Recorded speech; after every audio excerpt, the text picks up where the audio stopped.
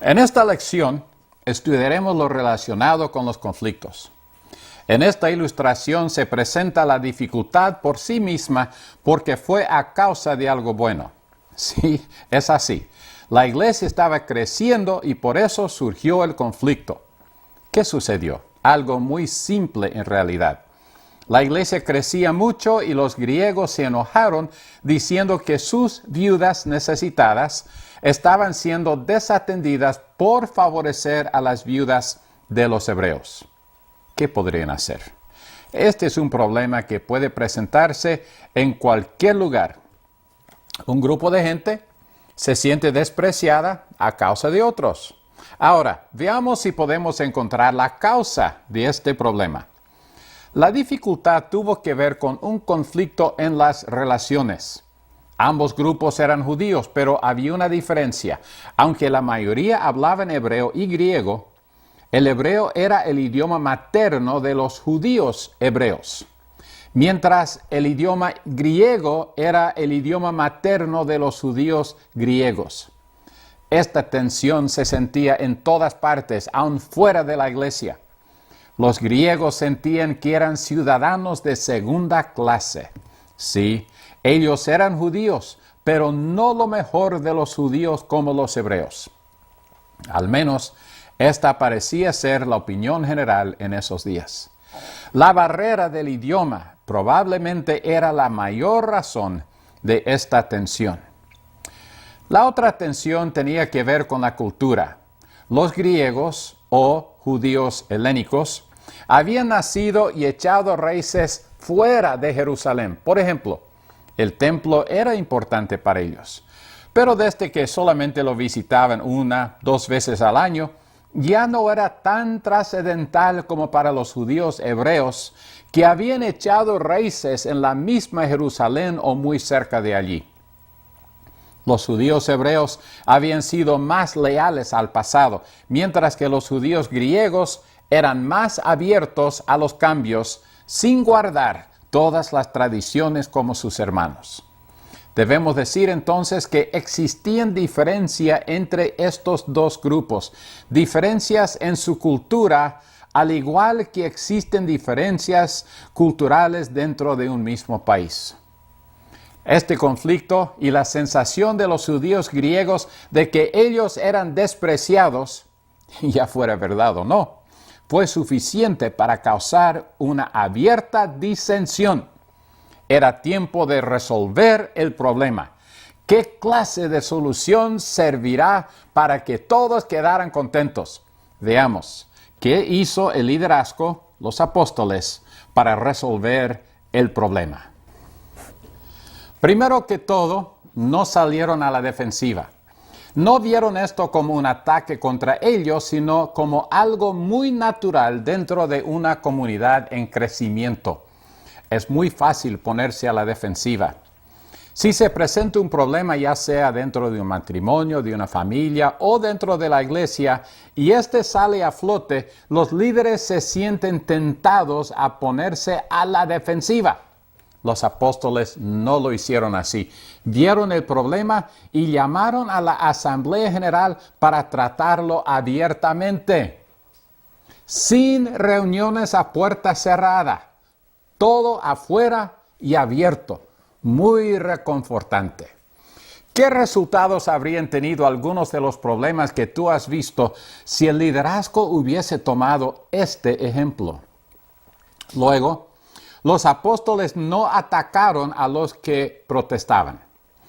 He visto en algunas ocasiones cuando los miembros que se quejan han sido puestos en disciplina y se les dice que guarden silencio, sencillamente porque ellos han tenido la valentía de señalar algún problema. Es cierto que no es bueno andar murmurando y quejándose, pero también es humano. Hasta ese momento los apóstoles habían obrado correctamente. ¿Qué sucedió después? Los apóstoles estaban abiertos a los cambios. Podían ver cuando las cosas no marchaban bien.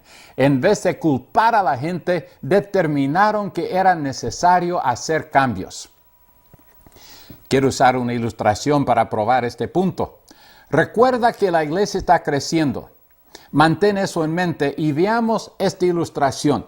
Un niño de 6 años ya le queda pequeña su ropa. ¿Cómo resolver este problema? ¿Castigar al niño por crecer? ¿Ordenarle que siga usando la misma ropa sencillamente porque la ha usado por mucho tiempo? ¿Qué se debe hacer? Por supuesto, comprarle ropa nueva porque está creciendo. Los cambios a veces son difíciles de aceptar y parece que en ningún lado es más evidente que dentro de la iglesia. No obstante, los apóstoles estaban abiertos a los cambios si estos traían la solución. Puesto que los apóstoles no tenían tiempo para tratar directamente el problema, le pidieron a la gente que escogieran 7 hombres que ayudarán a servir las mesas, como también en otras áreas donde se requería ayuda. Los apóstoles dijeron a la asamblea que los hombres deberían ser de buena reputación y llenos con el Espíritu Santo.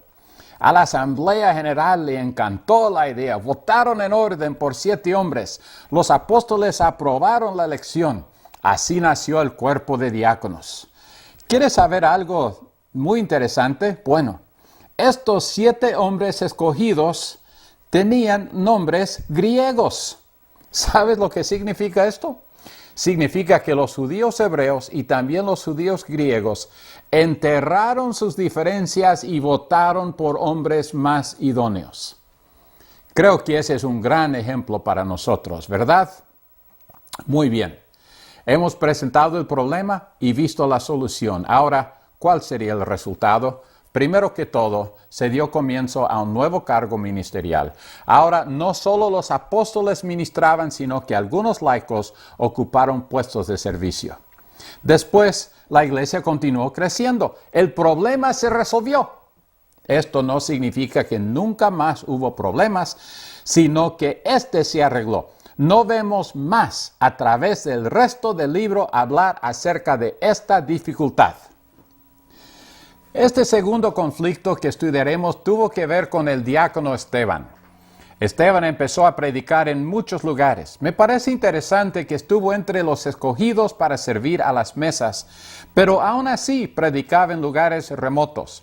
De todos modos, en su enseñanza y predicación discutía con hombres pertenecientes a la sinagoga de los libertos.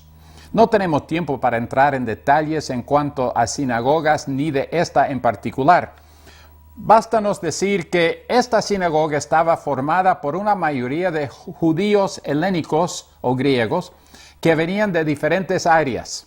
Las áreas en el mundo donde los judíos se habían establecido después de la cautividad. Aún es posible que Pablo fuera miembro o al menos asistiera a esta sinagoga. Los miembros de esta se enojaron con Esteban por su predicación y enseñanza relacionada con Jesucristo. Estos hombres no pudieron superar a Esteban en la discusión, lo cual hizo que se volvieron más hostiles. Entonces se presentó el conflicto. Esteban y sus enseñanzas concernientes con Jesucristo y los miembros de la sinagoga que no querían ningún cambio en su religión. ¿Qué sucedería?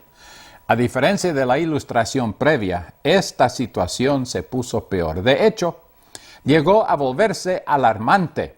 Aquí está lo que sucedió.